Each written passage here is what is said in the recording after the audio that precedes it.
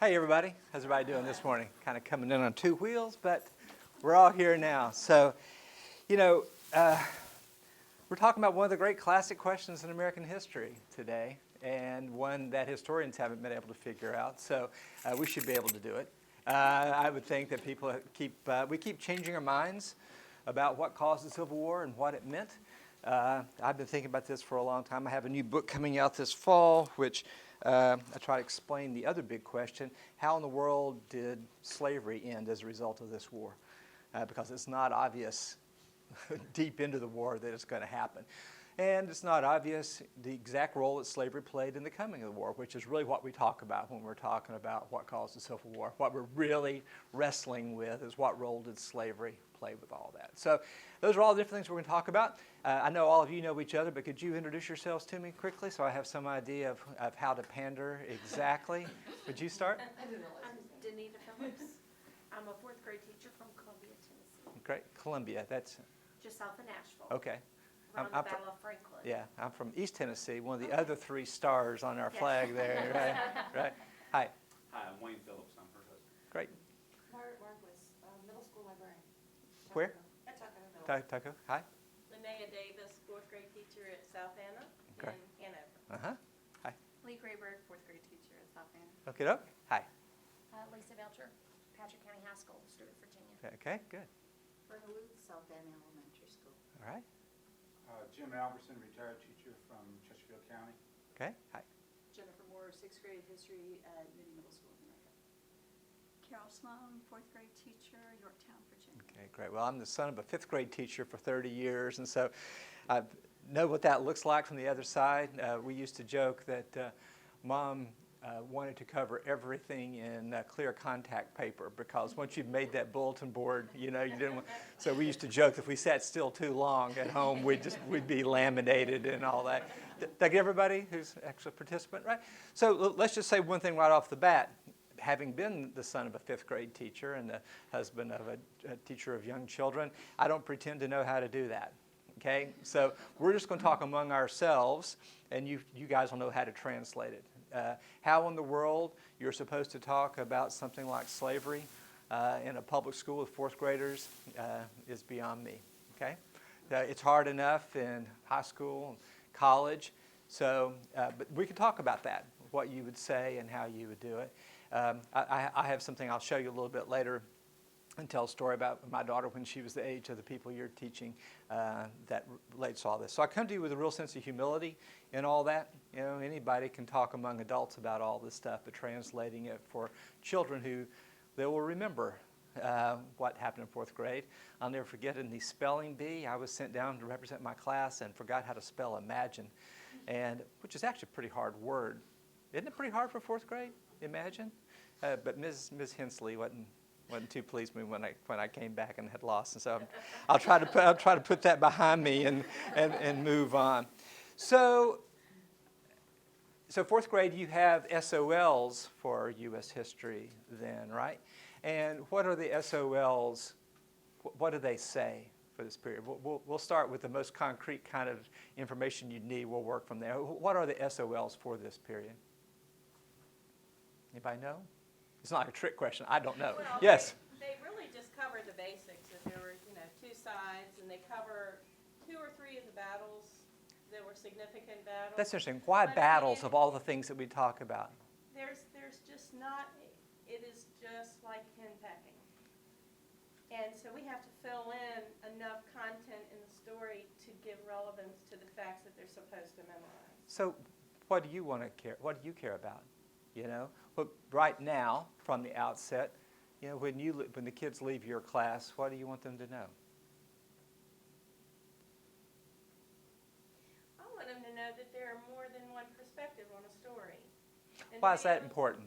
Well, I think they need to, as adults, they need to look at topics with, be able to read through the fluff, to search for the facts, have a hunger for the truth, and empathy for all sides of the argument. Well, that's eloquent. It makes it hard for somebody else to say something. Thanks a lot doing all that. So that's great. Well, and I think that should be our goal throughout. So I spend a lot of my time out talking with people all around the country about this and actually beyond. And one thing I say is that whoever I'm talking to, I'm going to annoy. Because if I go to the North, I tell them to get over themselves about this as some moral crusade. But if I'm in the white South, I say, come on, let's look at the record. Okay? This sort of stuff of just trying to evade the truth that's right in front of us in the record isn't going to cut it. Okay? And, talking with African American friends, okay, this is not straightforward on that front either. And in the West, I can just alienate everybody. So do all that. But the fact is that you're right, that the record is complicated. And people keep wanting to brush by it to get to some truth that underlies it. So you'll hear that there's lots of formulas that people have. Well, it was just economics. Which, like just economics, why would people say it's just economics and like that explanation? Why do people like that? Because it takes the scary part out. Exactly, right? It means that nobody's at fault, right? And the more specific version of that, which is very common, is what? What's the more specific version of it was just economics? So how was it economics? Industry in the north and cotton in the Bless your heart. I love when people say what I want you to say. I appreciate it. Yeah, exactly. And that's this formula that we set on in the 1920s. And I'm sorry to tell you, there's nothing to it. But people say it all the time. And as if, okay, now that gets it. So maybe somebody explain to me, how would it be that an industrial nation and an agrarian nation would have to go to a war that kills the equivalent of 8 million people today? What's the mechanism by which industry and agriculture have a war? See? Well, the agricultural part Yeah. is going to lose the foundation of their By what? money-making. By what? If they lose their free labor. Oh, so it's back to about labor then. I think it affects their livelihood. That's why. What they does? do Way it. of What- life. Yeah, what are we talking about? Both these are the answers I was hoping you'd say. Right. And you'll see, I'm going to, whatever you say, I will argue with you in a spirit of friendliness. Okay, so it's not that I'm disagreeing with you. I'm going to play devil's advocate, including to myself. But it's the middle farmers, not just the large farms. Yeah, but what are they losing? What are the Republicans doing that's threatening them?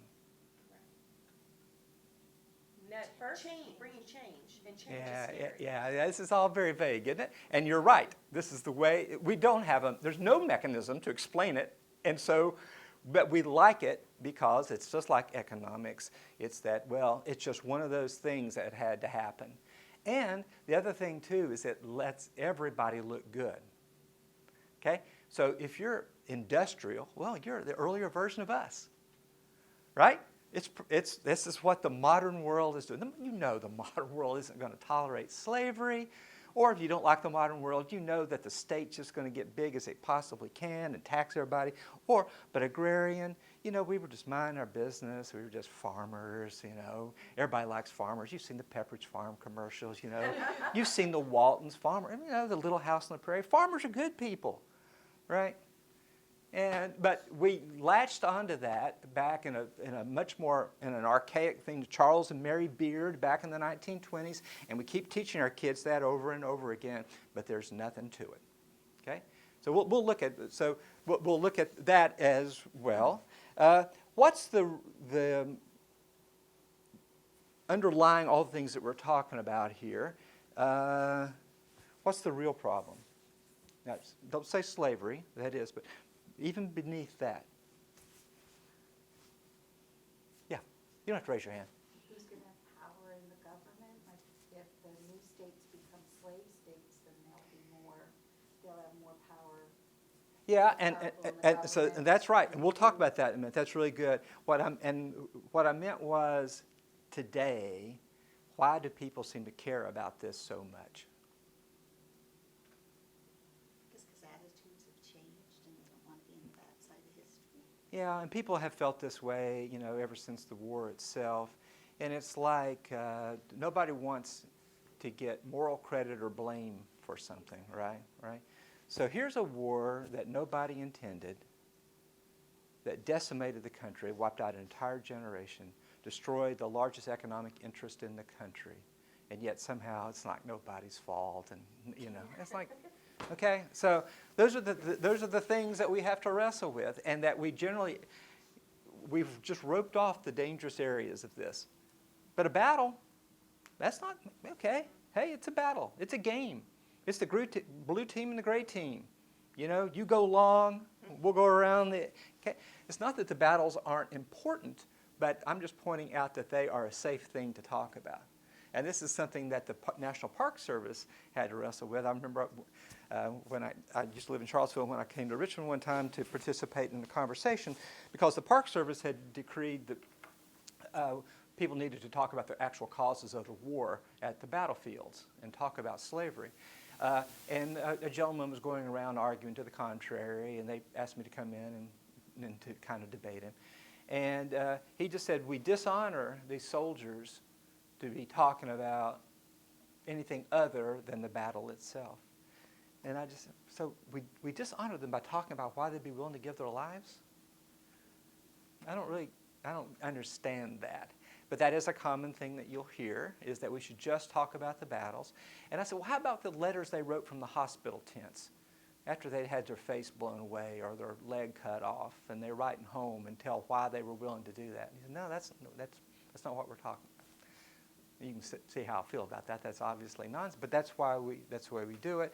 And a lot of times when people say they love the Civil War, what they really mean is they love learning about the battles. And the battles are interesting. I just wrote a bunch of them, about a lot of it just now. And actually, it's fascinating to figure out how something like these things could happen. I wrote about the Battle of Piedmont. And my wife, who I generally am pretty sensitive to not making her have the same nerdy interest I do, one Sunday afternoon I said, I've been writing about this battle, and we've got to go off and see the landscape. I've been thinking about how they suddenly appear and they're on this bluff and they're coming down the beautiful Shenandoah Valley, and there's 12,000 soldiers. And we went there, and the only marker was about the size of a tombstone, and there was not anywhere to pull off on it. You had to find it by its GPS coordinates from a website, And I was hoping the guy, and I didn't run over him by his corn plants, but there was really no place off the road to do that. And to stand there and to think about the things that had happened is powerful. So I'm not trying to diminish military history, because it's a war. The war determines everything. We'll talk about that today. But I would say that often the focus on battle is a way to retreat from the harder questions. And so we'll talk about that as well. So let's go back and see if we can. So Kelly, is this going to there's a browser there? So a clear implication of all this is that you also, in the same way I'm hassling you, you should hassle me about anything I say that you want to know about. But I am a sensitive guy, so be nice. I would say that. Why I don't see, there's the cursor. Okay. Yep. It's always fun trying to type in front of people like that.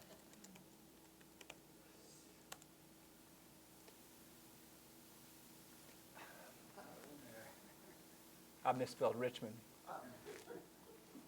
Oh, that. Let's see if that fixes it.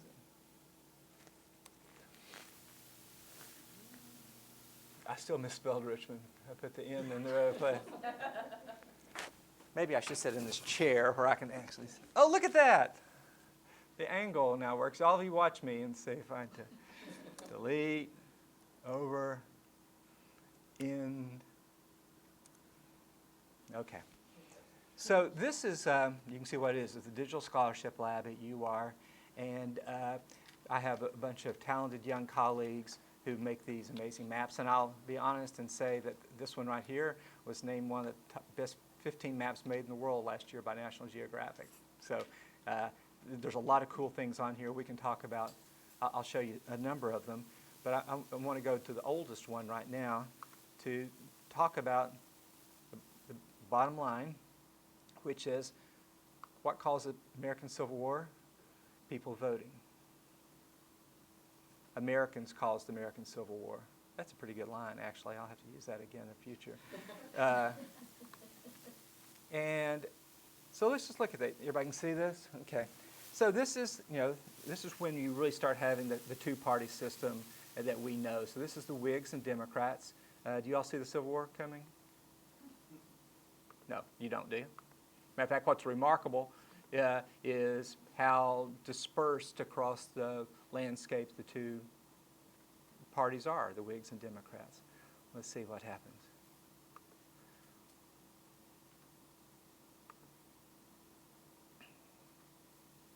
You see the Civil War coming? No. See the Civil War coming?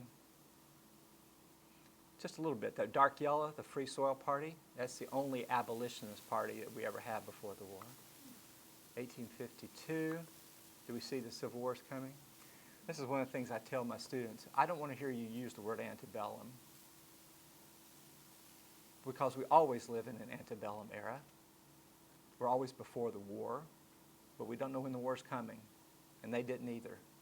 They're not going, hey, only 12 years to the Civil War, right? They have no idea. That's one principle I would say: to understand the Civil War, you have to forget everything you know,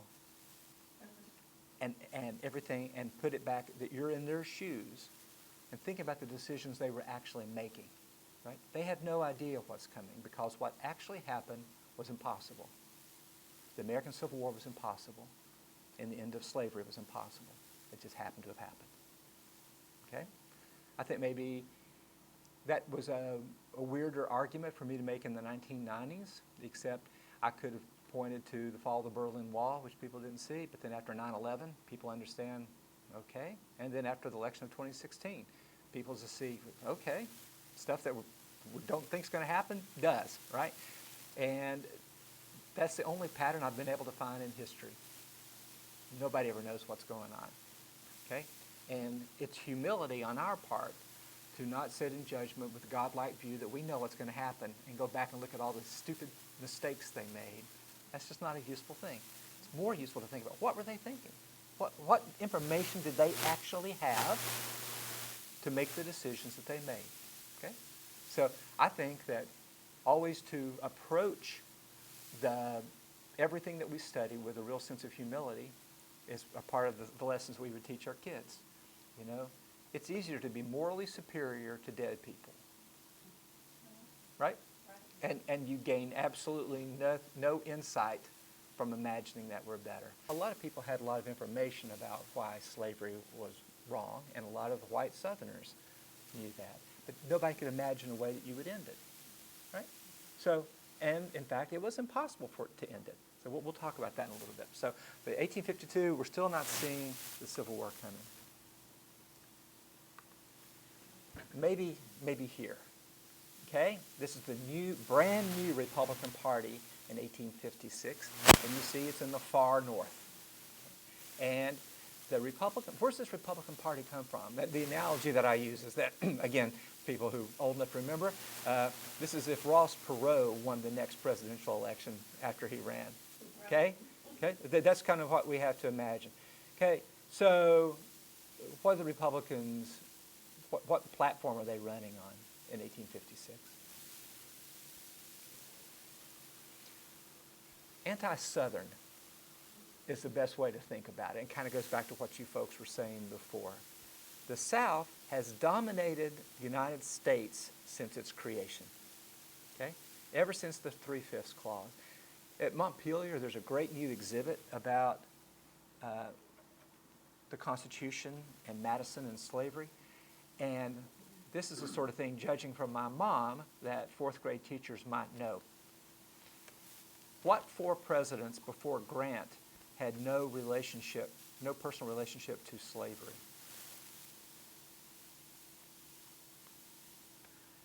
Well, first of all, I'll give you a hint. There are only 4 from the beginning of the nation through Grant. Any guesses? 2 of them have the same last name. Adams. John Adams and John Quincy Adams. And then Franklin Pierce and I think Fillmore. All the rest had some kind of connection to slavery. I don't remember how they framed it on the things. You push the buttons, and you see it.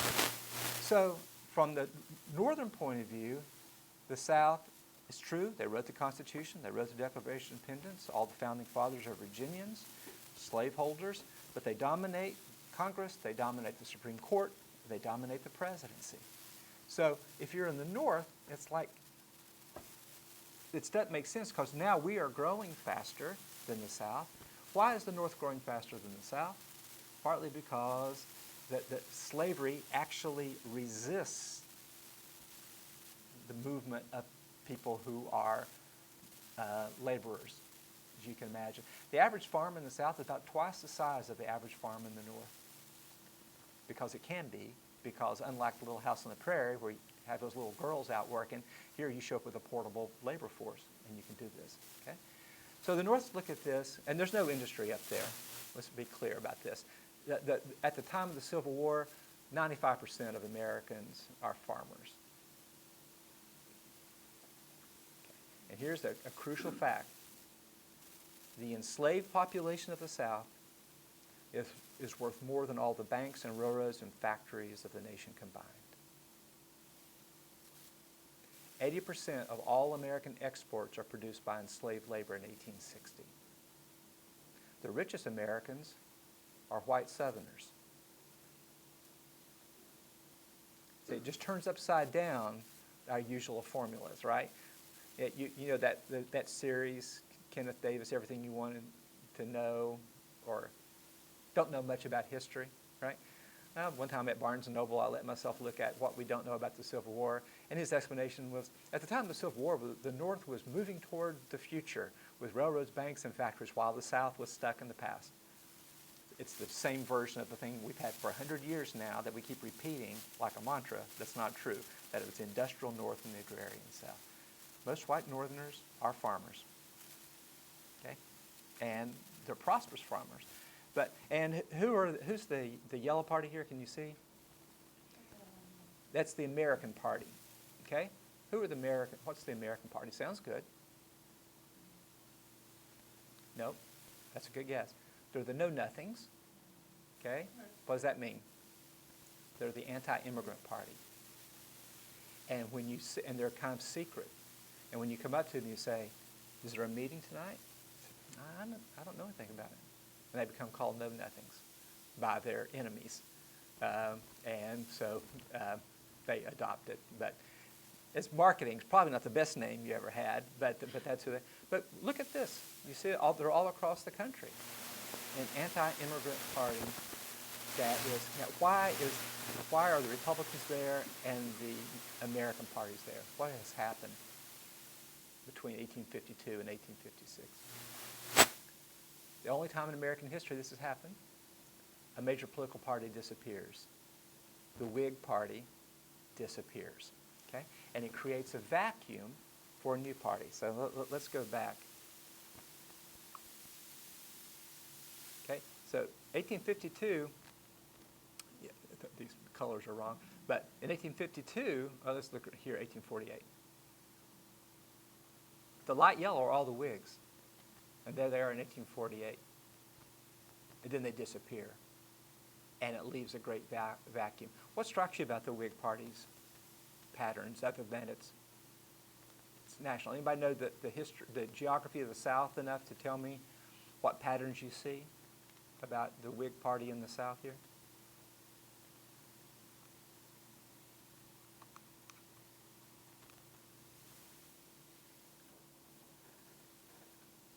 Columbia, Tennessee, how's it Columbia voting? They like the Whigs. Middle Tennessee, Bluegrass, Kentucky, likes the Whigs. Mississippi Delta, likes the Whigs. Black Belt of Alabama, Georgia, likes the Whigs. Western Virginia and Eastern Virginia, Western North Carolina. But a lot of and look at New Orleans, okay? A lot of the biggest slaveholders are Whigs. What do the Whigs believe in? They believe that government can actually do useful things, especially promoting railroads and banks. They had the idea even of a national university. They believe that regulating the money system for the benefit of everybody is a good idea. They believe in building post offices and roads. So they're kind of like the Democrats of today, right? They believe that the government can be useful. The Democrats are like the Republicans of today, who believe that the job of government is to get out of the way, to let free enterprise flourish, to keep taxes as low as possible, and to not do anything. Okay? So that's been the kind of the two poles of American political life throughout our history. They switch polarities, which party believes what, but that's kind of the two big things, right? So why would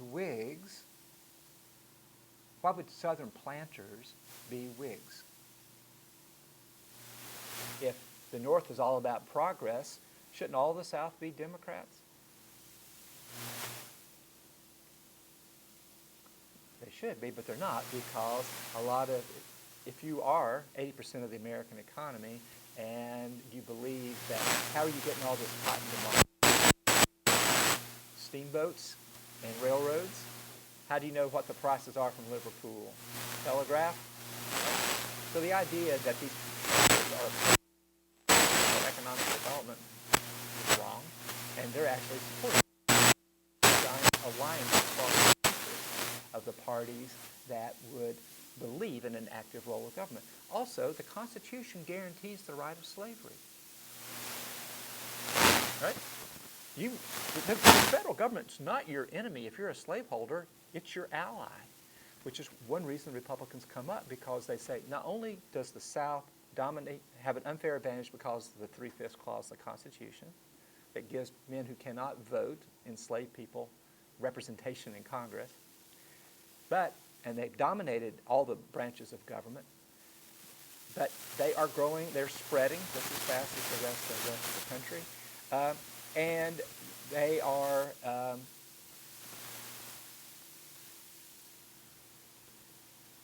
influencing a big national party. So the weird thing is that abolitionists would have belonged to the Whigs too. So you'd have in the same political party the Whigs and the biggest planters. The biggest planters are for progress, stability, a good money supply. So you can see how this makes sense, right? If you're a rich man tied into big international markets. So what's all this based on? Cotton. Here's the thing. That cotton is the single most valuable commodity in the world, and the American South has a monopoly on it. That's why the South is so rich. Okay. What's the largest slave state throughout this entire period? Virginia. More enslaved people live here than anywhere else. So what's the major crop in Virginia? That's a good guess. Nope. That's a good, nope. These are all good guesses. Wheat. Wheat. Richmond is the largest flour producer in the United States.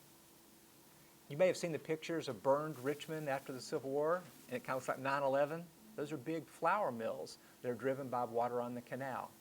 Okay? So Virginia can't grow cotton because of the climate, for the way that cotton could grow then. But it's switched over to wheat, and tobacco has already peaked and destroyed the soil. So wheat's kind of a low-pressure crop on the soil that doesn't need as much labor. And so Virginia exports enormous numbers of people. Let me show you another map.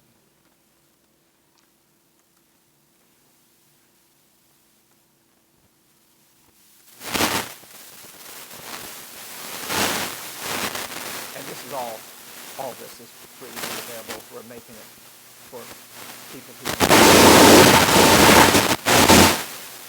find good ways to use this for you.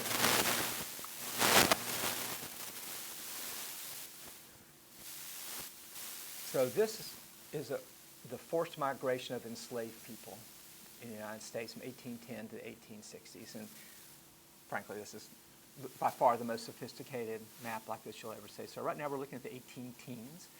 Areas that are varying shades of blue are areas where people have been sold from or where they're leaving. We call it forced migration because a lot of times, especially in Virginia, what happens is that you give a slave to your children as a wedding gift, especially your daughters. The guys might get land. And a lot of times, too, families will move from Virginia to Alabama with slaves, right? So it's forced migration. They're not actually selling those slaves, but they're taking them. But you can see Virginia, as early as the 18 teens, is losing. And you see the bar chart over on the right-hand side? Oh, yeah, right there. You can see that showing who's leaving, the percentages. So Virginia has this level of out-migration, but it still remains the largest. So let's go to the next. Okay. You can see what's happening here is that why are the areas in, say, Georgia, why is that so red in the middle of Alabama and Mississippi? Why is that so red? Why are so many people, why are so many enslaved people being taken there? Because that is the land that has just been taken from the Cherokee and Choctaw. Okay? So that's another thing to think about, is that the Indians are only removed 30 years before the Civil War. And they are occupying, some of you may be NASCAR fans, know about Talladega, obviously sort of an Indian word. There are areas that are the richest areas that are next to rivers because Native people have lived here for 10,000 years. And they know where the best soil is and where the best rivers are, but then they're all driven away. And when they do, slavery rushes in. So this helps explain why the North is freaking out too, right? Is that the South had millions of acres that were occupied by American Indians inside its own boundaries. And then once the Indians are driven away, then slavery and cotton rushes in almost instantly. So the South has a worldwide monopoly on cotton, vast new rich land, a labor force that it can count on. So let's pause here for a moment to talk about the evolution of slavery. Anybody have any idea of what percentage of the slaves from Africa are brought to what becomes the United States? 6. Only 6% of the people who are brought from Africa to the Western Hemisphere come to the United States. In 1860, where's the largest enslaved population? The United States. How's this happen? The enslaved population of the United States is the only enslaved population in the Western Hemisphere that biologically reproduces itself. Another way of saying it's the only place where people don't die faster than they can have children. So, why? It's partly because what's the main crop that's coming out of the Western Hemisphere through most of these centuries? Sugar is by far the most valuable crop. And unfortunately, it pays, literally, to work people to death because sugar is worth so much in the Caribbean to do that. In the United States, it does not. Cotton is very profitable, but it is, and it's also the disease environment here is not nearly as bad as in the Caribbean. And it's also the case that the international slave trade here ends in what year? 1808. So there are no more African slaves being brought in after 1808. And so the United States has to move its enslaved population and to protect its enslaved population because it's not bringing in much except for some smuggling. So here's the great story of which the Civil War is an epiphenomenon. The United States creates the largest and most powerful system of slavery in the modern world. It's not an accident. It's not a footnote. It's not something that's left over. It's not something that's sort of an anomaly. That's what it is. Okay? And so what the Civil War is, it's a struggle over the future of the largest, most powerful system of slavery in the modern world. Let's pause here. Who has a question just about these fundamental economic facts? Okay. My sense is that this is not the way our fourth grade textbooks talk about it very much. And instead we're talking about progress of America and its spread and growth. And unfortunately we have this slavery thing that's kind of a drag on it. But I would say that over the last decade, a major trend in history is to recognize that slavery is central to everything else. It's not left over, okay? And what we can see that Virginia, which now likes to imagine itself as not really the South, is. Matter of fact, so let's continue the story. So 1830s, look at that. The cotton belt is really taken off. 1840s, even more so.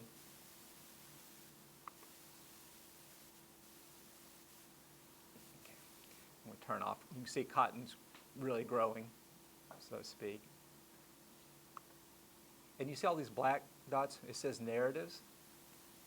We're seeing narratives here. We have the words of what it was like to be a person swept up in this business. What it was like to, people often would say, and this is sort of a different part of the thing about the Civil War not really being about slavery, is that, well, what followed slavery was just about as bad. You hear people say that? And goodness knows that there is plenty of injustice and poverty, but it's only in slavery that they can sell your children. Slavery is a unique system of oppression. And here's the thing, 1 million people, 1 million Americans were moved in the slave trade after the United States was the United States. 1 million. 3 times as many people that were brought here from Africa were bought and sold in the United States.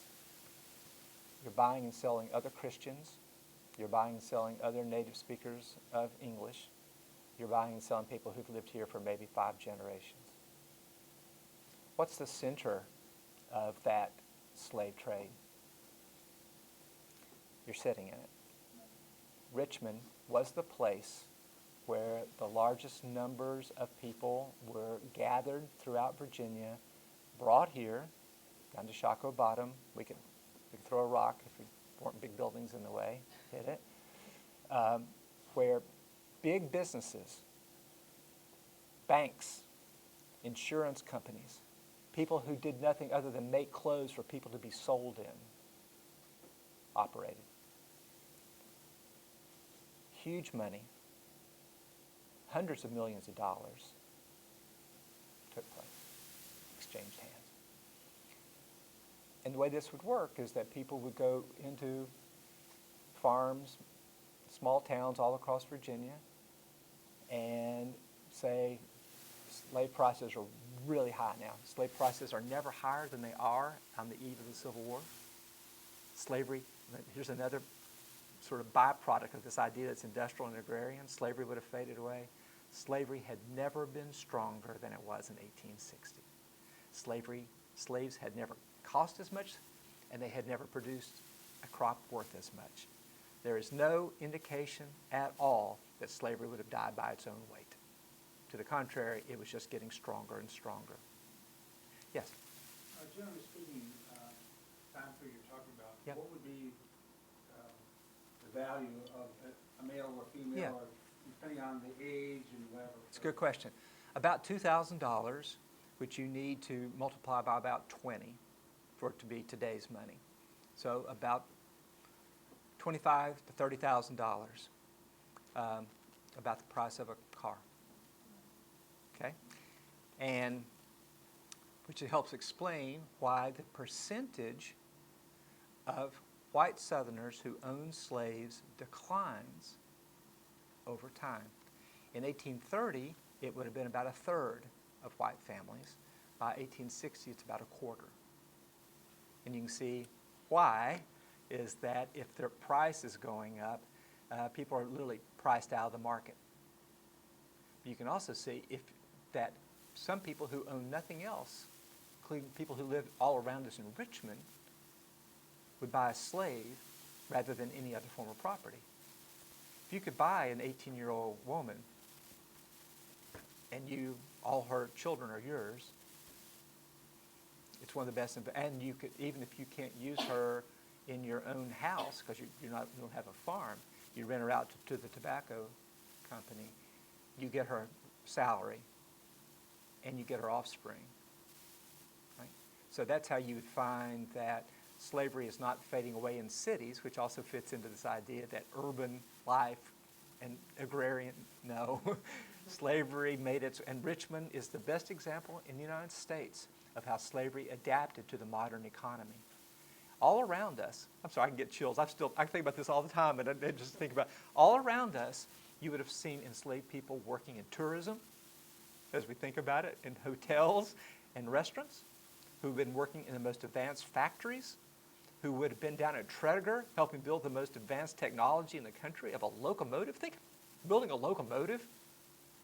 How hard is that, right?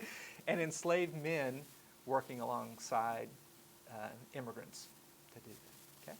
So that's one reason these prices keep going up. There's so many things that you can do with a slave. It's not just for cotton, okay? Any other question? That's a great question. Now, I'm just trying to give you just baseline for all this, right? We'll talk about anything else you want to talk about. We have time. So I just thought that these are, if we start in the middle of the story, we don't know what we're talking about, okay? And this helps explain why this would freak out the Republicans, because there's no indication that slavery is going to get any weaker or that the South is going to get any weaker. Let's think about American foreign policy in the 1840s and 1850s. Would Republicans have any reason to be worried about the power of the South in that regard? War with Mexico is seen as a war to expand slavery, and it is. You know, it's not just that, but look at Texas. See how red it is? How many people have moved into Texas in the 1850s, and slaveholders? Okay, but you can also see, interesting, that how blue some parts of upcountry South Carolina are. It doesn't mean that slavery is declining. It means you have slaves to sell. It means that the population is growing so that you have an ever-renewable source of income. Okay? So that's how Virginia can still have 500,000 people in slavery in 1860. It's not the highest percentage, it's the highest number. Okay? Highest percentage is going to be at Mississippi. And look at Mississippi Delta. Or Arkansas, right? Louisiana. And yeah, here's something else I like to say. People talk about the Old South. Okay, you've looked at this. How old is the Mississippi Delta at the time of the Civil War? About as old as the suburbs in Henrico and Chesterfield County today. Not quite. 30 years old. It's as long as much of Mississippi has been settled by plantation agriculture. Virginia, by this point, has had slavery for 250 years. 100 years farther than we are today from the Civil War, slavery had existed in Virginia. Okay? So it gives you some sense of the Old Dominion and all that. Virginia is the mother of most Southerners. Migration. Tennessee and Kentucky are sort of children of Virginia and settled in there. Okay? So that's kind of what's happening on the ground in terms of the economy. Let's go back to politics. It helps explain why the Whigs are there. The historians have argued a lot about why the Whigs disappear. We won't bother with it today. Here's the big thing we have to explain. This is what caused the Civil War. Okay. This is the election of 1860. You think our politics are scrambled? Look at that, right? What do we got there? So you see the Republicans, the Red Party, have spread, kind of seeping to the south a little bit. You see the blue are the Northern Democrats, Stephen Douglas. You see the purple are Southern Democrats, John C. Breckinridge. And yellow here is the Constitutional Union Party. And their argument is, and what strikes you about the Constitutional Union Party? Don't think too much, don't give me too good an answer, just what strikes you about looking at it? Yeah. in the middle. It's in the middle, but it is, the Upper South loves the Constitutional Union Party. Okay? Maryland, Virginia, Kentucky, Tennessee, North Carolina like it. But you also see it, ironically, this is what I was saying before, in the Mississippi Delta, where we just saw slavery is growing at its fastest. Therefore, see it? Mississippi Delta, because they say, hey, I'm good. The Constitution protects slavery. And even this unknown political candidate for the Republicans, Abraham Lincoln, admits that there is nothing that they can do to touch slavery where it exists. There is nothing they can do. And so that's why states that either might say, hey, if there's a war, let's guess where it's going to be, or who are firmly entrenched in slavery but not seeing its rapid growth are, let's be calm. And Virginia, they win Virginia. And they win other places. But the bottom line is, can you see up there on your left what percentage of the, if I've got my fat head in the way, I'm sorry. What percentage of the vote does Abraham Lincoln win? 39.8. Okay, so Lincoln went. So what's the clear implication of this? Is that the Democrats were by far the largest party. They gave away the presidency by dividing between themselves. Douglas and Breckinridge divided. If the Democrats hadn't broken apart at their convention in Charleston, in which the Southerners walked out, if the Northern Democrats wouldn't respect the rights of slavery more explicitly, Abraham Lincoln wouldn't have won. This goes back to the drum I'm beating today. It's not that the industrial North rose up and elected Abraham Lincoln. It's that the Democrats crashed and burned because they had a conflict inside their own party about Southern rights. And Stephen Douglas is saying, guys, I'm telling you, don't do this. And they go ahead and do it anyway. And the Constitutional Union Party, who are a lot of old Whigs, right, who are the parties of moderation, of progress, of working things out of the Constitution, they say, look, we just need one thing, is a new amendment to the Constitution, a 13th Amendment to the Constitution, that draws a line across the United States all the way to California, and everything below that line, slavery is legal, and everything above it, it's not. Give us, and that it can never be changed. Give us that and we're good. That was seriously debated, and Lincoln didn't oppose it as a way out of this logjam. Okay? So, Lincoln, and this is, again, not unlike the 2016 election, you'll see the interaction between the popular vote and the electoral vote. Our textbooks always just show the electoral vote, in which case you just have big blobs of red and blue. But look at this. If you actually turn up the magnification, you recognize that it's not just red and blue.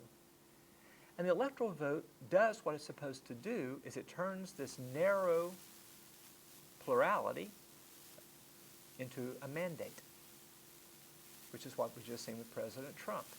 It turns actually a minority of voters, but into a mandate, a majority in the Electoral College. Okay?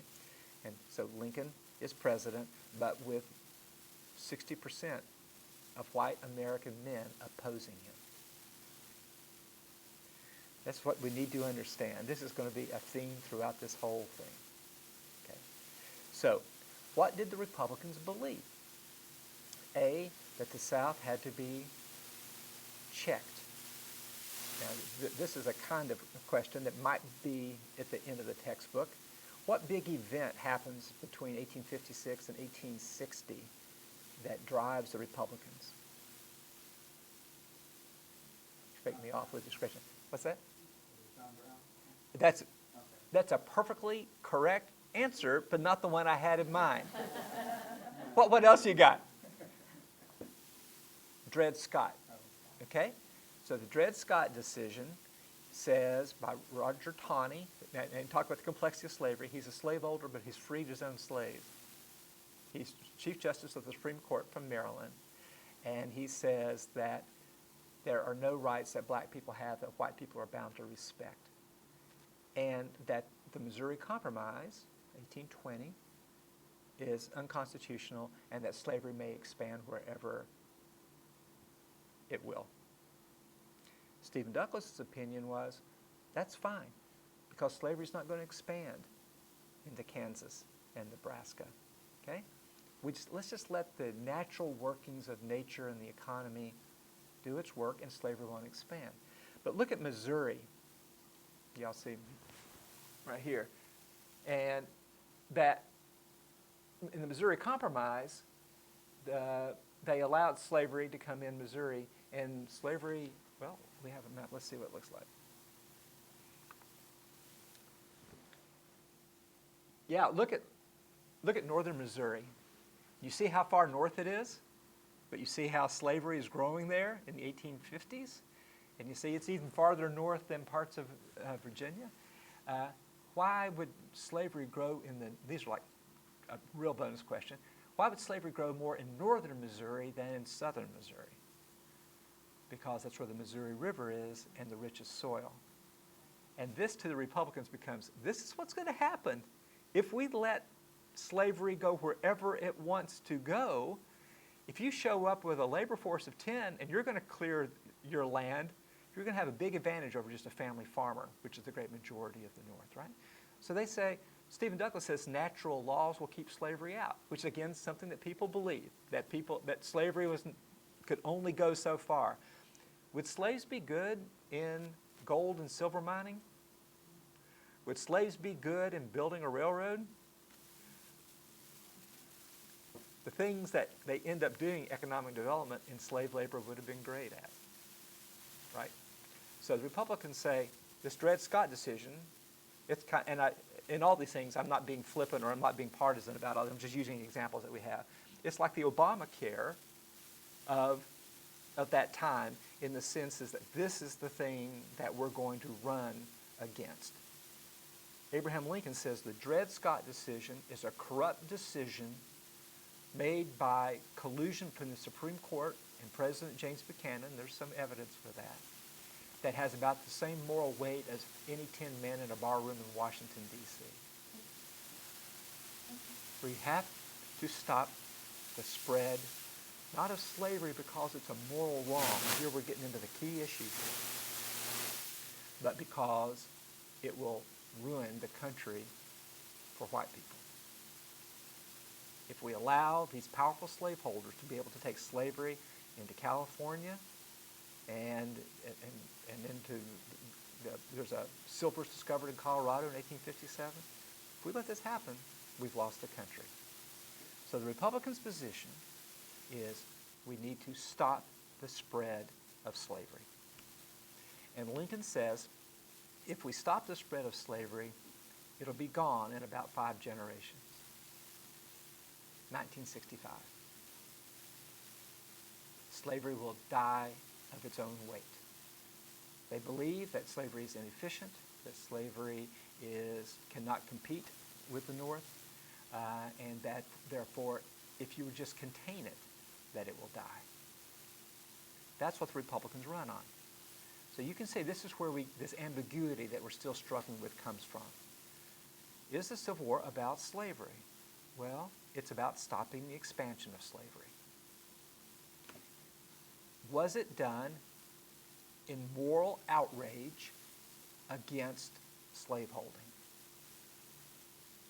About 2 to 4% of white Northerners would have identified themselves as abolitionists. 2 to 4%. And they did not, like the Republicans, who they thought were co-opting decades of work by the abolitionists to talk about the evil of the South, but to put it to the purposes of white people rather than to think about the safety, security, and happiness of enslaved people. So there's a brand new book called Lincoln and the Abolitionists. It's gotten reviewed in the Post, the Times, the Wall Street Journal, and we're still arguing about, was Lincoln really an abolitionist? No, he was not. Was he anti-slavery? Yes, he was. Was Lincoln, by our own standards of today, racist? Yes, in the sense that he believed that black people and white people probably could not be together. Did. Was he ahead of the great majority of other white Northerners? Yes, he was. But in 1860, the issue is not the moral justice of slavery. It's the right of slaveholders to take their property anywhere in the United States. Okay? So the argument there is, if I'm a slaveholder, the Constitution guarantees the right of slavery. It's property. I should have the right to take my property wherever I want. The Republican point of view is the founders clearly intended for slavery to fade away. Thomas Jefferson creates the Northwest Ordinance, 1787, that prohibits the spread of slavery in the North. They expected slavery to fade away because at the time of the Constitution there was nothing profitable that slavery could grow, and it seemed to be in decline. And so clearly we are claiming the real spirit of the Declaration of Independence. And the Southerners say, no, we're claiming the real spirit of independence. The statue of George Washington at the Capitol is put up in 1857. The symbol of the Confederacy in many places is George Washington. It said that we are the ones upholding the spirit of the original Constitution and of the founding of the country, and the greatest Americans were slaveholders. You can't tell me that you are morally superior to those people. And so this is what it comes over. So I will pause there. Okay? This is how it can be about slavery and not be about slavery at the same time. And it's that slippage between the two of us kind of just refusing to pull the pieces apart and look at it that we can keep having this argument. Because if white defenders of the white South, want to say it's not about slavery, they are right to point to the words of the Republicans who do not call for the immediate end of slavery. Why don't they call for the immediate end of slavery?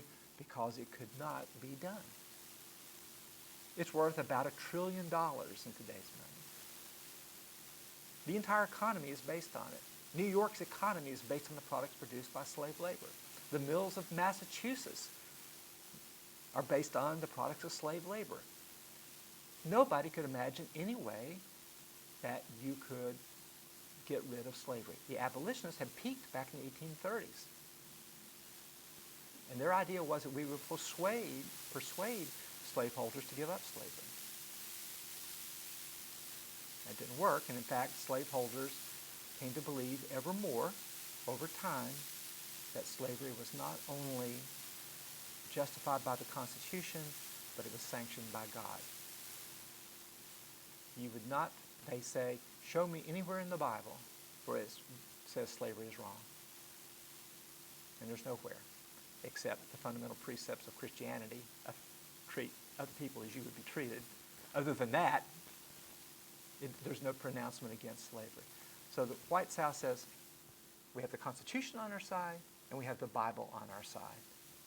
We have the Supreme Court on our side. These Republicans now come up and want to challenge these things. They're going to say that they are somehow more moral than we are, even though we are ministering to the enslaved people that we've inherited. Right here on Broad Street, the largest church in the city is the African Baptist Church, presided over by a man who preceded me as president of the University of Richmond, because there had to be a white pastor of a black church. But he wrote this great memoir later, and he says, I knew that they didn't really want to hear me talk. It was illegal for black people to preach. But there were some very long prayers that I allowed some of the deacons to make. So they would stand up and give a prayer that would go for 10 minutes. That would actually be a sermon. Okay? So white South would say, well, what are you abolitionists actually doing for enslaved people? Nothing. Whereas we are living with them and taking care of them, as they see it. Enslaved people, of course, say, who's taking care of whom? I seem to be providing everything on which you live. Okay? So people imagine that slavery was simple, that it's just white people bossing black people around. I don't think there's any society as complicated as a slave society, in which people are having children together, living together in the same houses, buying and selling each other. It's remarkably complicated, right? But through all of this, the white South says, we did not feel guilty. And the clearest argument they would make would be this. If God didn't want the Africans to be here, why are they here? If God did not intend for them to be brought here for us to Christianize them, then why are they here? And they saw the abolitionists as being hypocrites who would do nothing for the few black people among whom they lived, but instead attacking people 1,000 miles away for their injustice. So the Republican Party does tap into the anti-Southern element of abolitionism, but is not calling for the needed abolition of slavery. I let that go one time. Okay? You might have a question about all that. Okay? Yes? Yeah? This is more of a hypothetical Yeah. question. I think in most of the textbooks, the Mexican War in the 1840s is a paragraph, okay? That's right. Maybe 2 paragraphs now. I haven't seen it for a couple of years. Yeah. And as you know, Lee and Grant and all the others were. Right. But how about that Mexican War goes badly, okay, or? Yeah, I mean, Lincoln opposes the war and is sent home from Congress during his one term, right? The Whigs oppose it because they see it as a sort of a perversion of American policy. You're exactly right. All the generals of the Civil War train in it. And of course, you need to remember, of course, they're all Americans. They're all loyal subjects of the United States then. Ralph Waldo Emerson says that Texas was like poison, that once we swallowed Texas, it became poison. And I would say slavery can expand to that vast an area, growing and powerful. You do find white Southerners are saying we should take Mexico. And what would have been what would Southerners have thought should have been the next state of the United States? Cuba. It's only 90 miles from Florida. So white Northerners look at this and say, the white South can expand indefinitely. And they want to, so they made Nicaragua and things like that, right? So the Mexican War is pivotal in all this, right? Now, the other thing to remember about all this, for 5,000 bonus points, who can tell me what other kind of technological changes are going on right now that do make the Civil War more likely? Okay, I'll give you a hint. That's a good guess, but no. Invented in the Shenandoah Valley and then developed in Chicago. I'll give you one more hint. It's of greater importance than the internet in the change that it marks from what had come before. Telegraph. Okay? With the telegraph, for the first time, information can travel more rapidly than people can. Right? Before, information could only travel as fast as you could sail a boat or ride a horse. But now, you give a speech as a Whig in Massachusetts, and the next day, or at least the next week, people are reading about what you said. So all kinds of deals that you cut in Washington and things don't make it anymore. Internet and telegraphs invented about the mid-1840s, really takes off in the 1850s. So suddenly, imagine some people are talking, what we need to have is a confederation of the slave states. Even though Virginia and Texas are far apart. But now they're in connection with this telegraph. And you can kind of start imagining that. Okay? The other big thing, of course, is the railroad, which is really booms in the 40s and 50s. And the other thing tied to both of those are the newspapers. Back then, every newspaper is an official organ of a political party. Now today, people talk about fake news and bias one way or another, but back then it just said, here's a Democratic paper, right? Here's a Republican paper. And people only read, and this is a resonance for today, things that they already agreed with. And so even though Abraham Lincoln's not an abolitionist, the Democratic papers said he was. Okay? And even though the white South is actually doing very well, Republican papers want to talk about how slavery is collapsing and it's backward. The origins of the thing that we have about industrial agrarian, in many ways, is a byproduct of the election of 1860, what the Republicans said. Okay? Now we still haven't started the Civil War, but we got some time. I'm going to do it. So let's show you how it starts. Now here,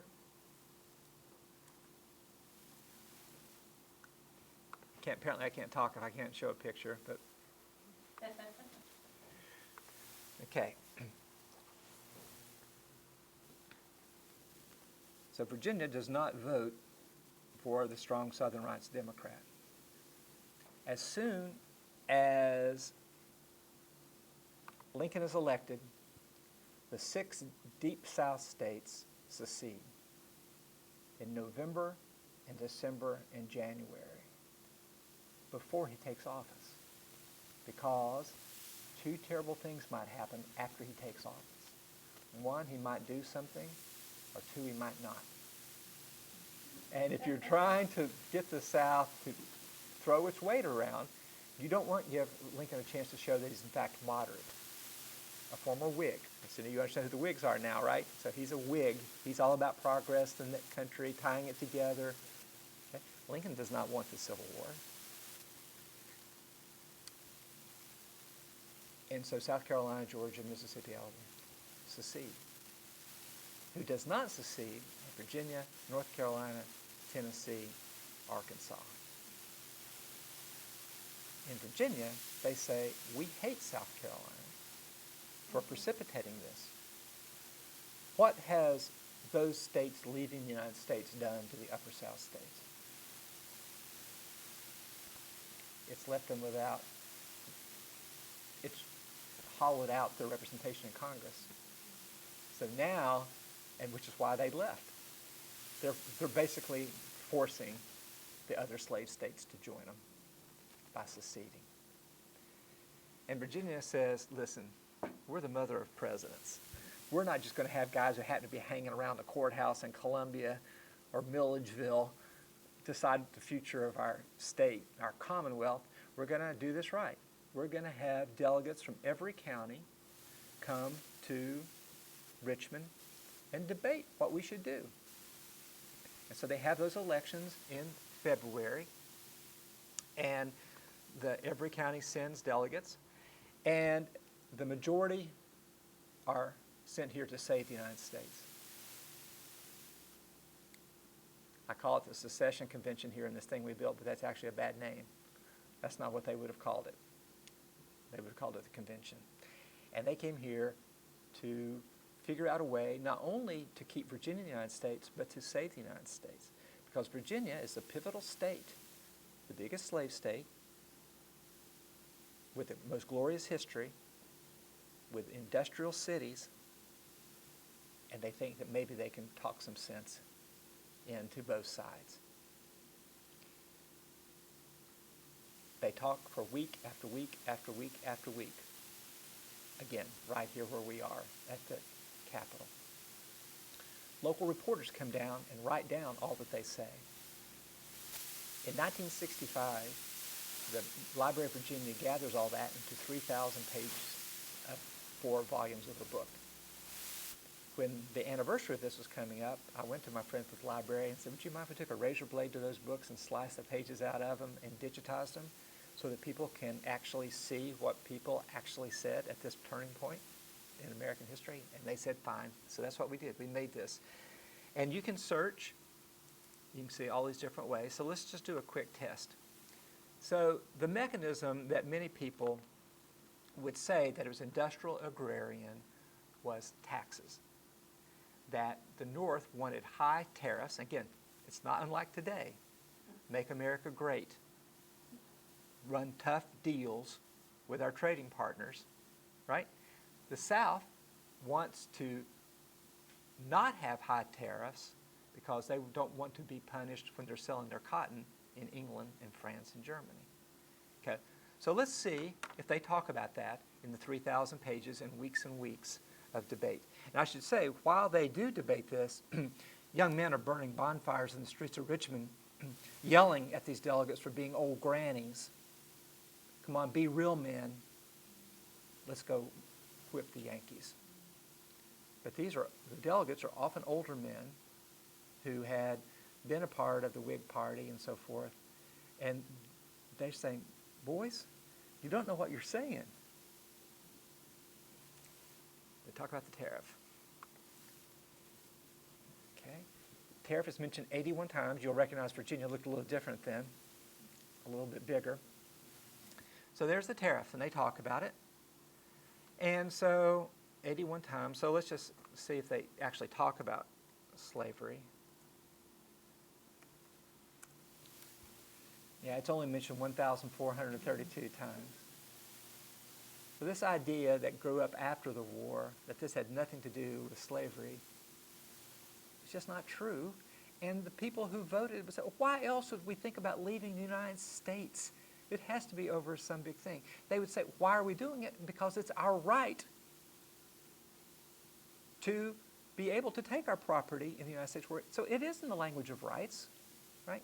But it is all based on the right of this fundamental matter of property, but also our entire social order is based on this. Okay? So they vote, and you can see they're talking in West Virginia, Central Virginia, and Eastern Virginia about all this. They vote over and over again not to leave the United States. Fort Sumter, they still refuse to vote to leave the United States. What then happens? Yes? I think Lincoln asked for so many men. I forget what the number is. Yeah, 10,000. Here's what he says. There has been, I'm going to translate to current language, there's been a terrorist attack on the United States in Charleston Harbor. I need all American men to put down this treasonous attack on the United States. And Virginia then has no choice, which is one reason there's a firing on Fort Sumter, to force Virginia's hand. And we have the records that basically there are lobbyists who come up to Virginia and say, Virginia's not going to do anything until we force her to. And so South Carolina forces her to decide, are you going to raise your men to come down and put down another, as they call them, sister slave state? And they say, no, we're not. And then with some of the delegates crying, they vote to leave the United States. And even then, it's not everybody. There's a pretty good hunk of say, even with this, we cannot. Why not? They say several things. Again, it's in the same way that big slaveholders voted for the Whigs and the Constitutional Union Party. It's not the big slaveholders who say, yee-haw, let's secede. They're saying the only way that slavery could be destroyed is if we leave the United States. The Constitution protects us. The fugitive slave law means that people in the North are, by the federal law, obligated to help return our runaway slaves to us. Here in Virginia, we're going to be right on the edge of an alien nation. What's going to happen to our enslaved population when they're not obligated to return them? And what happens if there is some kind of war? Now, in South Carolina, they're saying, there's not going to be any war. Mary Chestnut's husband says, I will gladly drink all the blood that's shed as a result of this vote. It's an important thing to remember. Nobody's imagining the Civil War. Nobody's imagining 4 years of massive suffering. Both sides imagine that the other, because they've been reading the newspapers only from their own side, that the other side is going to fold, maybe after one battle. And probably not even that. that, and here's the argument for Virginia. Join us, and then North Carolina and Tennessee come along. The joke is that Kentucky joins the Confederacy after the Civil War. That we will be so strong that the North will accede. There won't be a war at all. Okay? If you'll join us, and we'll be so strong that we'll call the Yankees bluff, and they will pass this, that they will move away from any effort to constrain us. But both sides miscalculate. Lincoln believes, and not insanely, that the 3/4 of white Southerners who don't own slaves and who have voted for the Whigs and the Constitutional Union Party believe in the United States more than they do this new secessionist movement. And when push comes to shove, they'll be loyal Americans. But what he did not take into account is that, and here's a phrase that I use, the white Southern men who go to war for the Confederacy do not go to war to protect slavery. They go to war to protect a nation based on slavery. You can see the difference? They're not saying, yeehaw, I'm going to sacrifice my 19-year-old life to defend a property I don't possess. I'm going to defend this constitutional right to create our own nation in the spirit of George Washington that is based on the rights we have always had to own slaves, to direct our own future. What do I believe in? I believe in Mom. I believe in my girl.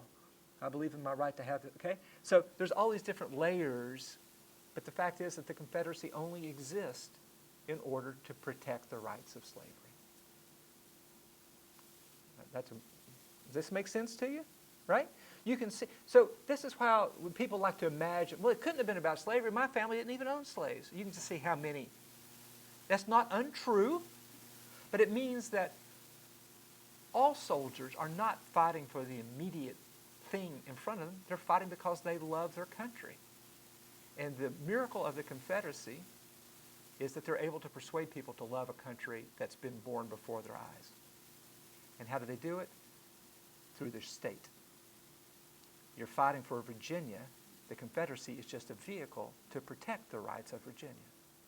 And that's how Robert E. Lee can explain to himself, after agonizing debate, that he's going to forswear his loyalty to the United States, in which he has served his entire life, to join this new, to defend not the Confederacy, but his native state. Okay? So nobody's lying.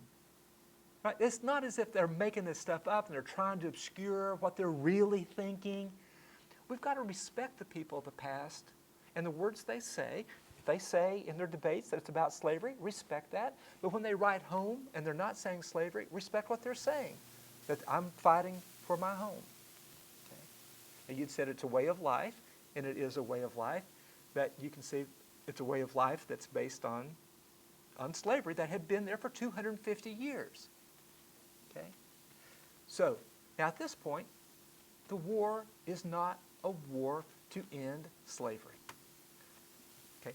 One way I think about this, it's an unbalanced equation. The North does not go to war to end slavery because that was impossible. But the South does go to war to defend it. Does this make sense to you? Not necessarily to defend its existence at the beginning, but to defend the rights of slavery to be expanded and to be perpetuated without the attacks, the moral attacks by the North. That's what drove the white South so crazy, is that the self-righteousness of the North. Because the North is deeply implicated in slavery. The North has its hands red in slavery up until just not long before this war about it. Okay? The Puritans were not opposed to slavery. The Puritans who lived in the Caribbean were big slaveholders. So it's not built in that the Yankees were always morally superior. They're just not. Okay? But the fact is they were saying that it is illegal to leave the United States, to destroy the United States. It's not clear that it was, in all honesty. the Constitution is ambiguous about whether secession was legal or not. Okay? But the point being is that the war is only intelligible if we understand that it's about the effort to constrain the spread of slavery and the right to expand slavery. You translate that to fourth graders. Yeah. So I'll tell you this story about that. So I made this thing, started back in the early 1990s, called The Valley of the Shadow. That is every piece of evidence about every person who lived in a northern community and a southern community from John Brown's raid through Reconstruction. It's fundamentally insane, but we didn't know it was insane in 1991 when we didn't know what, really this is 6 months of the creation of the web. But it still works, and I just wrote 2 books using nothing other than this, telling the story in the Shenandoah Valley I write about.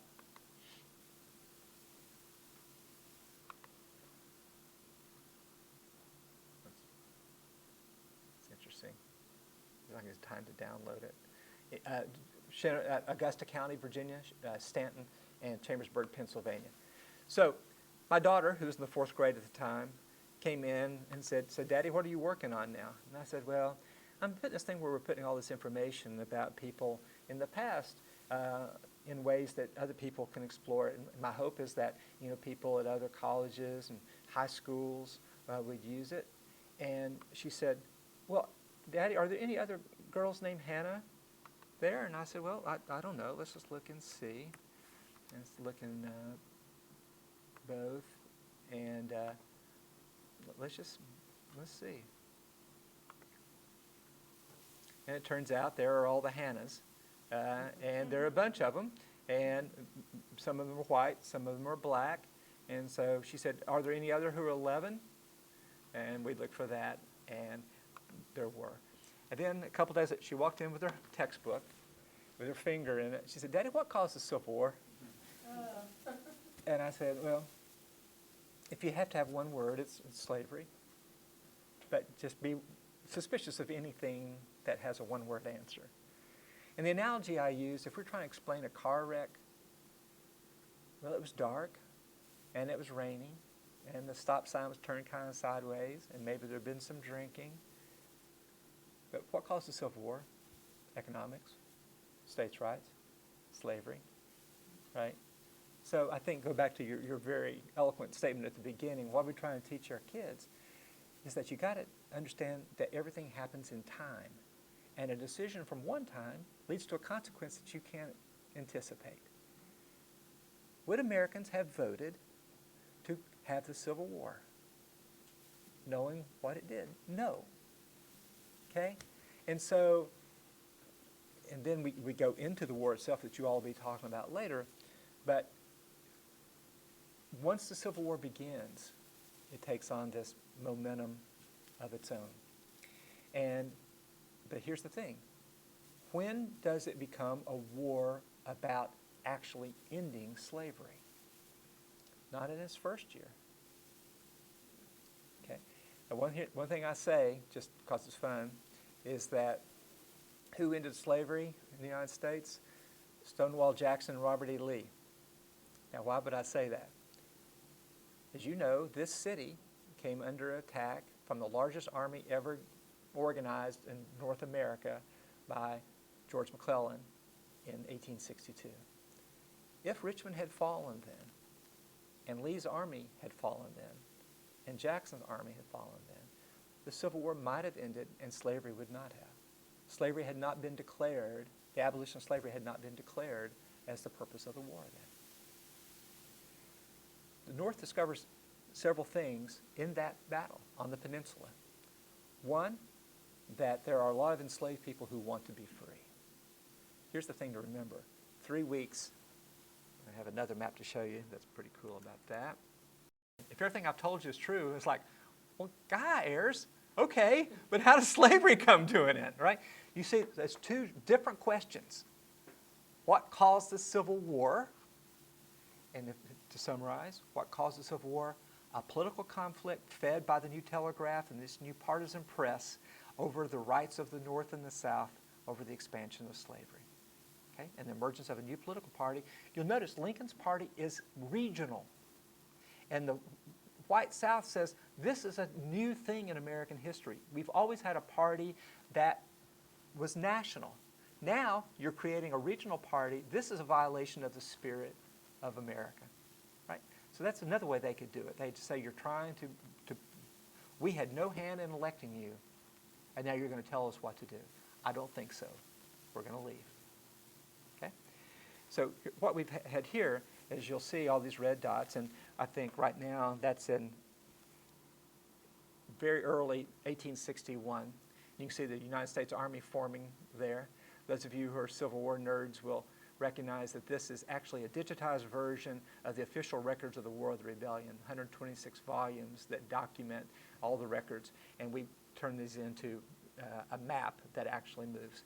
And one of the things that you're seeing here is that wherever the United States Army goes, African American people try to use that as a way to become free. And that process, after 250 years, begins 3 weeks after Virginia declares the secession in April of 1862, in May of 1861.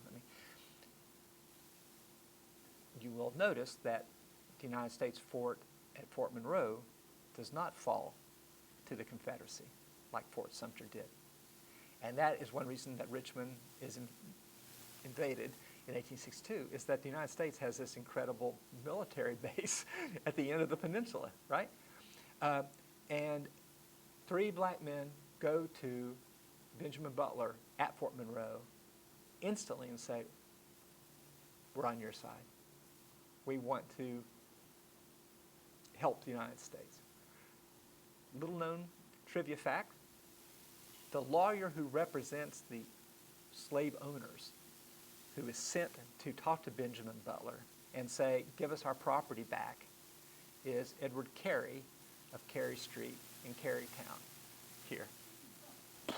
Right? And he goes in there, right? And this is when Butler comes up with the concept of contraband. You are property of war. We are liberating you as our property because you are property being used to wage war against the United States. So that happens almost instantly. But then as McClellan's army, and you can see what a complex thing. Emancipation is not Abraham Lincoln signing a piece of paper. Okay? It's something that unfolds over an area the size of continental Europe and that involves 4 million people and occurs across the entire war. Okay? So that's an important thing to understand what emancipation is, freedom. And every one of those requires black people themselves to do something. I'd like to imagine you're an 18-year-old woman with a new baby, and you hear the Yankees are 5 miles away. Maybe you're here in Richmond, and you can hear the guns, and you know that they're farther down. Do you risk your life? What are you risking to go to the Yankees? Well, this is students at UR that did all this, and one of the things that we did, we had them come up with these emancipation event types. Maybe I need to pause it. See if I can break this. Here are all the different things that can happen to you if you are an enslaved person who tries to do this. And the very first thing is abuse of African Americans. Who's going to abuse you? The Confederates, but also maybe the Union Army. You know, the amount of sexual assault in all of this would boggle our minds if we had any idea of what it actually looked like, right? But you could also go there. You have no idea if the Yankees, first of all, you've maybe not laid eyes on them. You don't know. They may be friendly to you or they may not. They may say, yeah, come in here, be our cook, or we'll pay you, bring your child, or they may not, okay? So this is all highly risky. But in 1862, reports come back that the enslaved people want to be free, they're risking their lives to become free, that they are capable, and that the Confederates are using enslaved people to dig all the entrenchments that are protecting Richmond. We've got young white boys from across the north dying against the dirt that the Confederates have slaves putting up. We are not going to be able to defeat the Confederacy if we don't destroy their ability to use the enslaved population against us. Okay? And that is when that begins to feed into it. And it's also, so by January 1863, as you know, so by September of 1862, after the failed attempt to take Richmond, Lincoln has the preliminary Emancipation Proclamation. Now you look at that and say, that's amazingly fast for a war that was not about abolishing slavery to abolishing slavery. Or you could say that long delay and that only comes after defeat shows that the Northern heart was not really in the welfare of black people, but really just about defeating the Confederacy. And both those statements would be true. Okay? Now, so I'll pause on that. So I think the way historians understand this now is that what happens is that the war steadily becomes a war to end slavery as the white North understands that it has to in order to put the United States back together. Okay?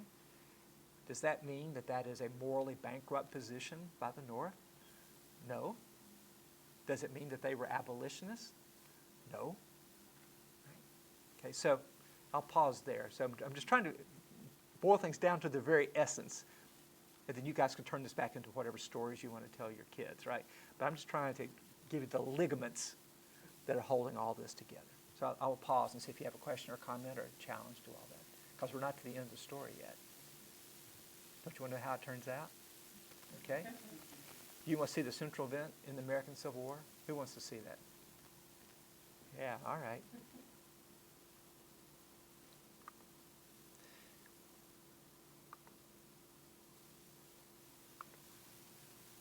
That's the central event in the American Civil War.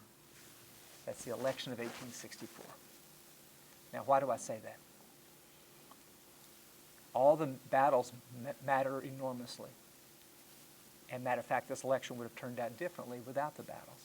So I'm not one of these social, cultural historians who doesn't want to do military history. Military history is really hard. I've learned enough of it to be able to write it, but I'm not an expert in it. But here's the fact. The Constitution of the Confederate States differs from that of the United States very slightly. One thing it does say is that the president will be elected every 6 years. So Jefferson Davis does not run for re-election during the war. Abraham Lincoln does.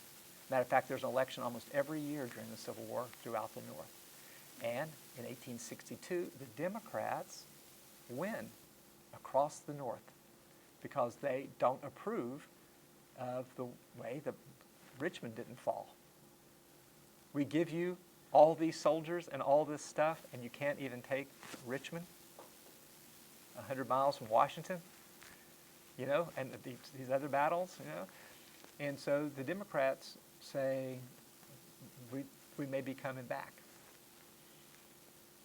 So everybody knows that in 2 more years, kind of like we are now, people kind of looking ahead to 18 for the off-season votes and then to 20 for the next presidential election. People are recognizing if the war doesn't start going better, we will not re-elect Abraham Lincoln. And the war does not go better. Now, people know about Gettysburg, but Gettysburg, here's the thing to remember, as many people die after Gettysburg as died before. Okay?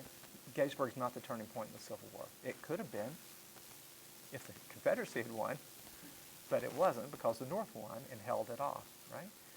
And so then Vicksburg divides the South, east to west, enormously important, but the Confederacy doesn't quit. Why? The Confederacy's holding out for this election. So if we can, and one reason Lee invades Gettysburg, invades Pennsylvania, is to, and he says this to his wife, is to show the enemy that the current administration cannot protect them. It's done for political reasons, and also to be able to feed his men who need to get out of Virginia when the crops are coming in. Horses are starving to death. Let's go to Pennsylvania and feed them and stay as long as we can. They were hoping it would be longer than 2 weeks, but it wasn't. So after Gettysburg and Dred, which we like to imagine is a turning point, it's not. It happened to be, since the war turned out that it did, but otherwise it wasn't. Everything depends on the battles of 1864 because of the elections coming up. This is when the greatest bloodbath of the war occurs, when Grant tries to take Richmond again, but from the north, the overland campaign. And he's going to finally defeat Lee and destroy the Confederate capital. And everybody is ready for him to do it, because now we've got a great general, we've got Grant, and we've got Sherman moving against Atlanta down south. And so all we need really to do is and we've already divided the Confederacy east to west. There's a couple of problems. One, the Shenandoah Valley is still in the hands of the Confederates. And the Shenandoah Valley is an avenue for invasion that Lee has followed. It's also an avenue of invasion of Washington, D.C. It's also the way that Lee is able to keep that army right around here and keep them fed, because you have rail lines that are coming from the so-called breadbasket of the Confederacy through the longest railroad tunnel in the world between Charlottesville and Stanton, again showing how backward the South was. It had dug the largest railroad tunnel in the world. The train coming in bringing food to Lee's army from the Shenandoah Valley. So Grant's idea is, I'll go overland, we'll take Richmond, we'll also send ships up to James and attack Richmond from the east, and we'll also take the Shenandoah Valley so that Lee will have to divide his men and will not be able to supply them. So that was the plan in 1864. It fails by the time of the election. You guys have heard of Cold Harbor, Gaines Mill, just terrible losses. And you may have heard the stories of Union soldiers pinning their names to their coats so that when they're killed, they'll be able to identify them, because the losses are just enormous.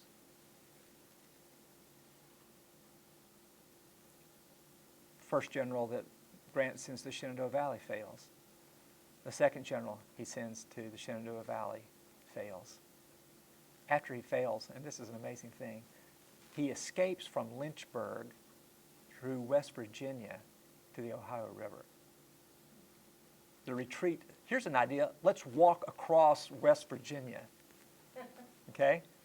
The Shenandoah Valley then, after all of that, is empty, and Jubal Early goes right up to the doors of Washington and goes up and burns Chambersburg, Pennsylvania in July of 1864. So Grant's failed to take Richmond. The Shenandoah Valley has not only failed, but now the Confederates are using it to threaten Washington, D.C. And as a result,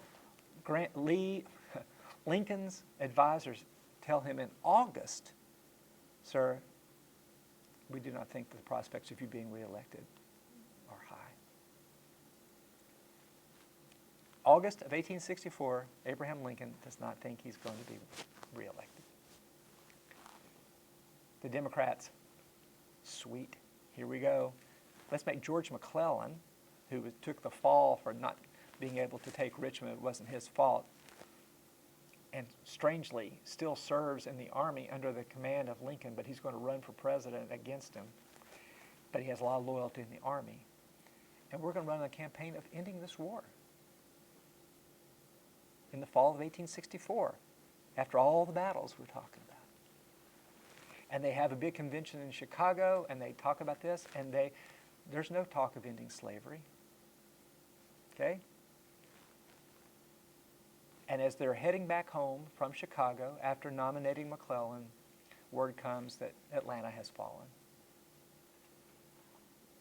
And then a few weeks later, Sheridan, that Grant has put in charge in the Valley, drives Jubal Early out, and the Shenandoah Valley has fallen. Because it's a central feature of my book, I believe it's of profound importance. And it is. The third most popular painting of the Civil War is of Sheridan in the Shenandoah Valley, after the Monitor and the Merrimack and what's the other one? What would you guess? All my colleagues here, what's the most popular subject? Gettysburg, probably Pickett's. Yeah, last meeting was a good patriotic answer to get here.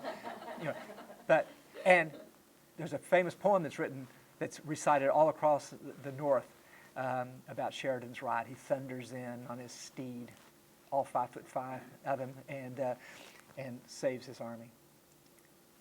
Then Lincoln wins with the same percentage of the vote that he'd won in 1860. Lincoln persuades almost no white Northern Democrat to support Abraham Lincoln after all of that. I believe the number is 0.3% of people switched their vote from the Democrats to the Republicans. You see all the blue area?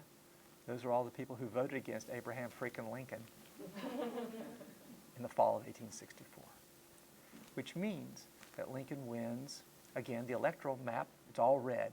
And our stories are, see, the North was morally superior. They supported Abraham Lincoln.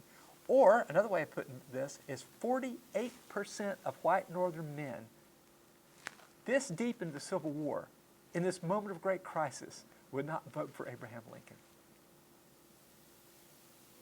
Isn't that amazing? Right?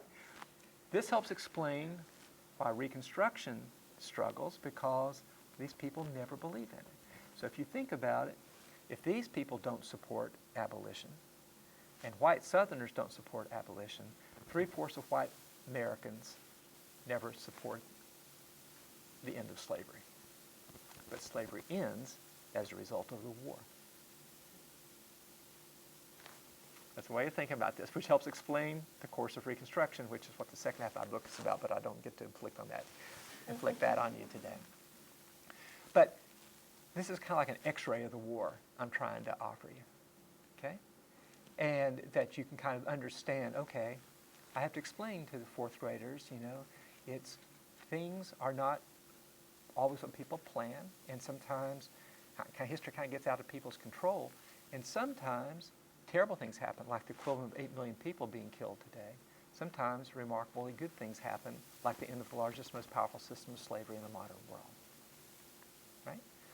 But that end of slavery was not foreordained at any point until almost the very end of the war. Think about, you've seen the Lincoln movie. I know that went blank. It's just perfect timing. You saw the Lincoln movie, which is a little bit weird to think about. When would you place the best movie ever made about the Civil War, Abraham Lincoln?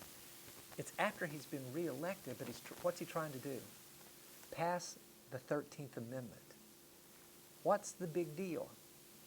He recognizes that if the war ends, the only foundation for the end of slavery are presidential proclamations. So there's a race, and that's why the things about bribing the Democrats and so forth, to get them to vote for the 13th Amendment. He knows that if the war ends before slavery does, a Supreme Court decision or another presidential election could invalidate even what was won in the war. So that's what the race is, to get this 13th Amendment passed before the war actually ends. Okay? So that's in January of 1865. So all this makes the Civil War more interesting and more important, and makes the battles matter more when we see how all these things, black and white, northern and southern, Republican and Democrat, military and social, are all part of the same story, and no part of it can be understood without the other parts. And it also shows us how fortunate this nation was that things turned out this way, because they were not foreordained to be that way. I think a less skilled politician would not have been able to have done what Lincoln did. Because you need to remember, he's fighting not only against the South, but against nearly half the white northern population. Okay? You guys are very patient. You made the mistake of being the first people I'm talking to today, so I'm all fired up. But I thought the most useful thing I'd do was kind of give you a coherent overview, and then which all the other things you're talking about you can test and just see how much of it was complete nonsense over the course of the rest of your time here. But does anybody have a final question or anything? Great. Thank you so much. It's great talking to you.